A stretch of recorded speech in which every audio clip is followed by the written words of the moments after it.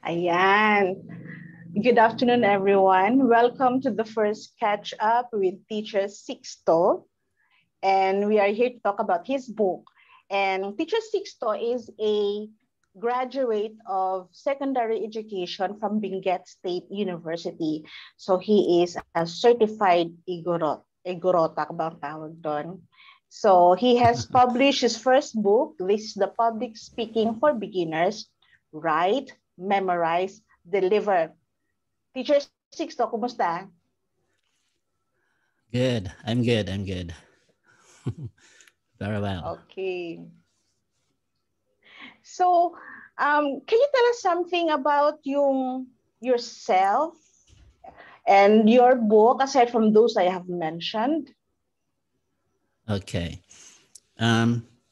Since ang mga audience natin, mga nanonood sa atin is mga normally kapwa natin Filipino, so magtagalog lang tayo. Okay, good. Here's the book, Public Speaking for Beginners. Na-publish ito sa pamamagitan ng experience, acquired experience through the years of teaching in the classroom sa mga students. Normally, ang tinuturuan ko is mga college students, university students, mga ganyan. Dito kasi iba yung college at saka university. Pero dyan sa atin, ang college at university, yun na yun. But here, pag sinabi mong college, lower level, and then pagkatapos nila ng college, pupunta pa sila ng university. So, ibig sabihin, higher level of schooling and then masters and then doctors. So, yun yung mga levels.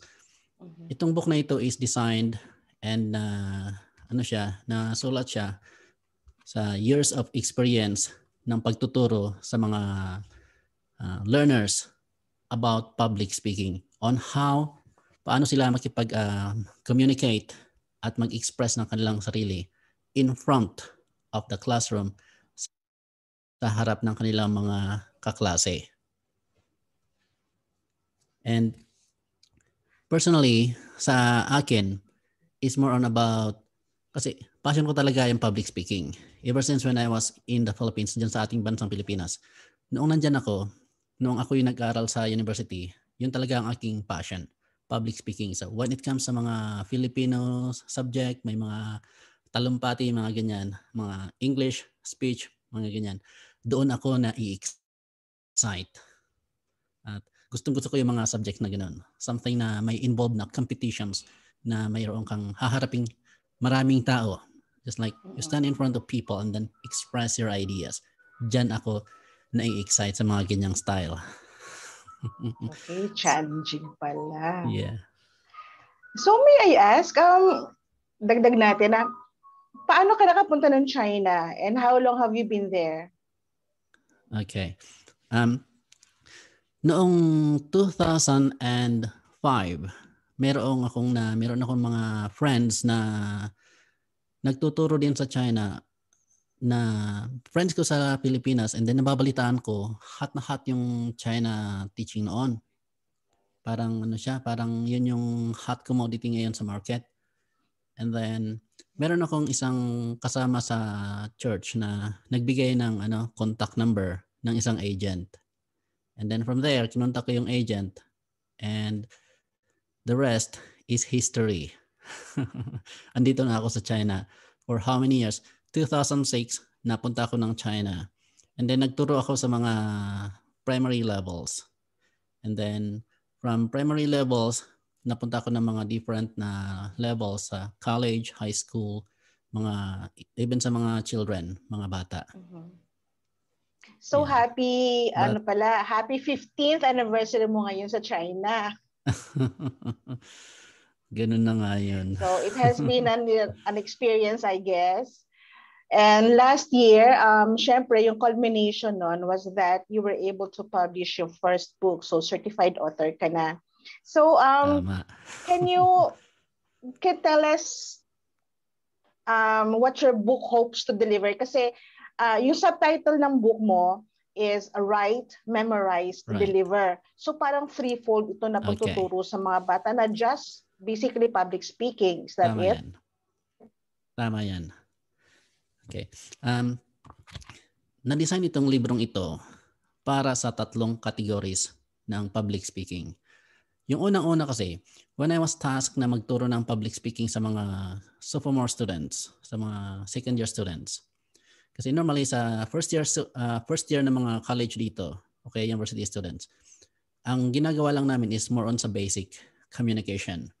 Pagdating nila ng second year, yun na yun, mag-ano na sila, kailangan na silang mag-specialize ng isang skill para makapag-communicate sila outside na may promote nila kung ano yung product na kanilang ipopromote.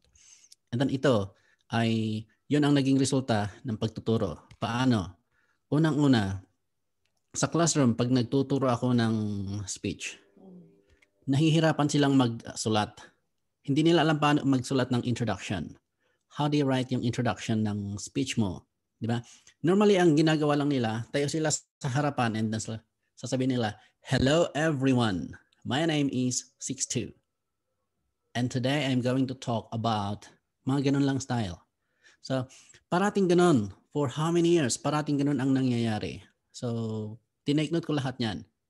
Ngayon, noong na-assign na ako na magturo ng mga public speaking, ganito, na proper na public speaking talaga yung tinuturo ko. So, inano ko na sila. Tinuruan ko na sila kung paano magsulat. So, unang-una, yung writing. Paano ang writing? Mag-research muna tayo. So, andyan yung kanilang mga general overview sa writing. Paano ka magsulat ng ideas about your speech? Yung unang-una, yung introduction mo. Ano ang isusulat mo sa introduction? Ano yung mga elements ng introduction? Para magkaroon ka ng hook sa mga audience para sila ay makinig sa iyong sasabihin. Because if you cannot hook your audience in the first few seconds, once na andun ka na sa stage, especially for speech competitions, ito ay specialized for speech competitions. Pag nandun ka na sa stage at hindi mo na hook ang mga students, mga viewers, yung mga taong na nanonood sa'yo, ang makikita mong audience ay ganito. Nagaganyan sila ng phone. Especially sa public. Nakahawak na sila ng cellphone, nagbabrowse. But kapag na-hook mo sila in the first few seconds of your delivery, kasi yun ang pinaka-importante yung delivery mo, the first second na i-open mo ang iyong bunganga, ang iyong mouth, para sabihin kung ano yung gusto mong sabihin. That's why, napaka-importante na alam mong isulat yung introduction ng iyong sasabihin. Then the body, ilang key points ba ang dapat mong sabihin sa isang speech delivery? Ilan ba? Halimbawa, meron kang 5 points. Sasabihin mo ba lahat ng 5 points na yun? Okay, 10 points. Ilang key points ang sasabihin mo dyan sa speech delivery mo? Nandyan lahat sa librong ito. And then, pag andun ka na sa stage, ano ang gagawin mo? Paano ka magdi-deliver? Ano yung sasabihin mo? Ano yung hindi mo pwedeng sabihin? Ano ang gagawin mo? In other words, from the start, from the beginning, from the research period, from the writing period, until sa stage delivery, ano ang mga gagawin mo mula sa umpisa hanggang sa katapusan, hanggat sa umalis ka sa stage. From, tawag nito, yung research up to ikaw, aalis ka ng stage. Step by step, nakadetalye sa librong ito.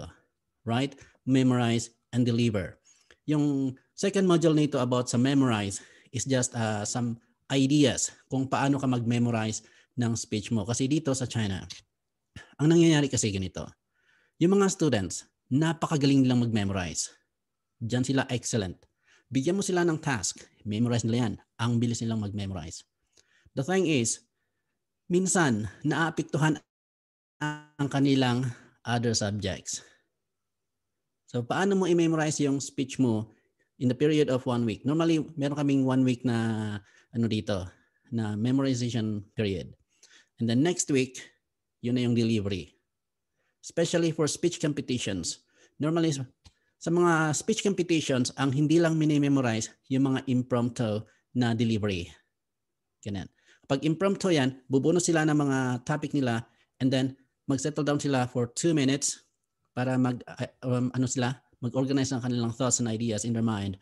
And then in 2 minutes, they're going to deliver the speech in front of people. doon mismo sa stage. Walang preparation yon. Just 2 minutes na mag-organize ng thoughts and ideas. Pero ito, step by step, meron pa siyang 7 days memorization na plan. Ano ang gagawin mo para yung work mo, yung studies mo, hindi maapektuhan habang ikaw ay nagme-memorize? Yan, andyan din yan. And ang pinaka-highlight ng librong ito is more on sa delivery. Diyan kasi ang aking gustong i-highlight, yung delivery. Kapag nandoon ka na sa stage mismo, yung nakatayo ka na, especially, ganito ang nangyayari. Number 1 problem, pag yung mga estudyante, okay, yung mga, even yung mga professionals, I tell you, even professionals, pag tayo nila sa stage, nanginginig na yan. Pero kapag nakaupo sila sa kanilang upuan, ang iingay nila. Diba? Ang iingay nila, pag sila ay nasa upuan. Pag pinatayo mo sila at doon sila sa stage, nanginginig na yan. It's because of the thing na glossophobia. Ang tawag dyan sa glossophobia, the fear of public speaking. Na yung, alam mo yung, hindi ka naman natatakot na magsalita kapag nasa grupo ka, pero kapag nakafocus na lahat sa iyo, ikaw na yung center of attraction.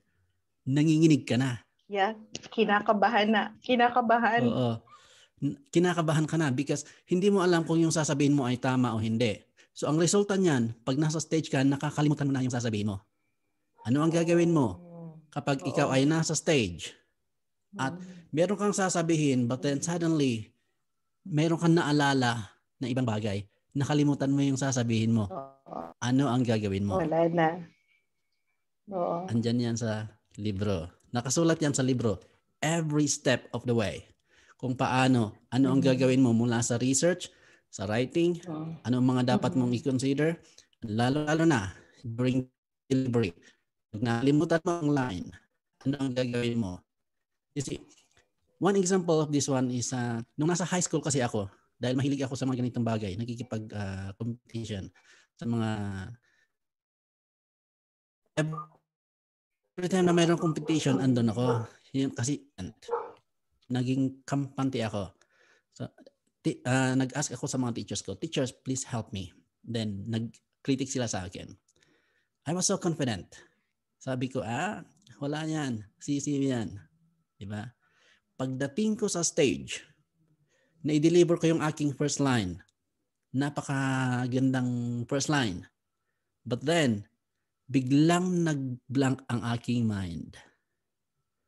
Ang nangyari, lumipad lahat ng mga yung mga ideas ko, yung lahat ng mga na-memorize ko and lahat ng gagawin ko. Nag-isa ako sa aking sariling mantika.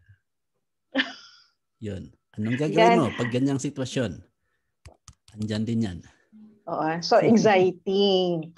Andyan lahat sa book ni Teacher Sixto, ang lahat ng dapat niyong malaman para hindi kayo matakot o manervyos pag meron kayong something to deliver in public.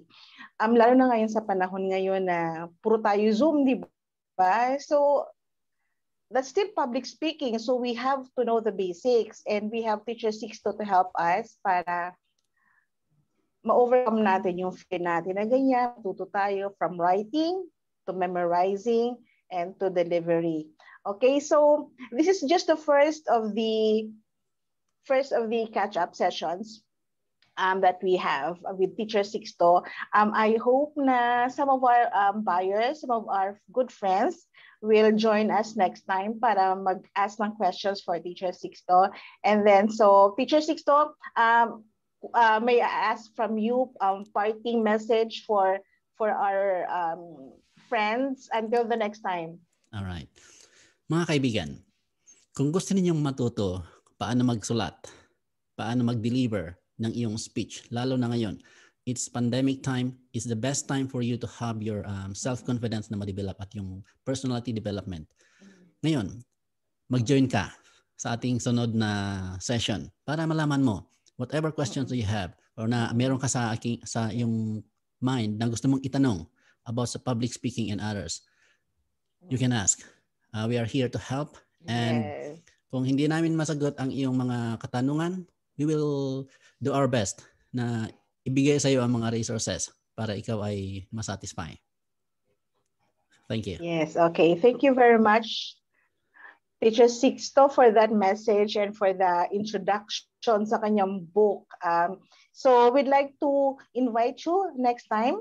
Kung meron kayong questions, just send us questions doon sa message sa inbox ng publishing consultant, and then we'll try to get back to you. Or you can send your messages kay Teacher Sixto himself.